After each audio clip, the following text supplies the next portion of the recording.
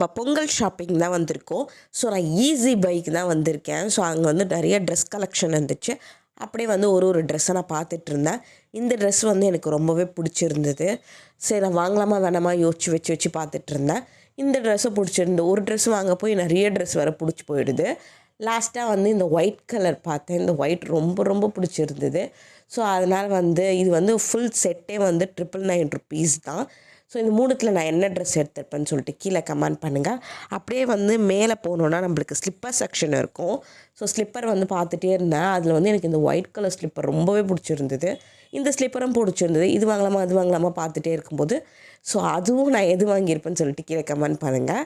So அம்மா வேறு slipper கேட்டாங்கன்னு சொல்லிட்டு அவங்களுக்கு வந்து கன்ஃபியூஷன், இந்த பிங்க் வாங்கலாமா இந்த பிங்க் வாங்கலாமான்னு சொல்லிட்டு அப்புறம் ஏதோ ஒரு ஸ்லிப்பர் எடுத்துட்டாங்க. பாய்ஸ்க்கும் நிறைய ஸ்லிப்பர்ஸு கலெக்ஷன்ஸ்லாம் மேலே இருந்துச்சு. நாங்கள் அங்கே போய் பார்த்துட்ருந்தோம். நீங்கள் பொங்கல் ஷாப்பிங் முடிச்சிட்டிங்களா? கீழே கமெண்ட் பண்ணுங்கள்.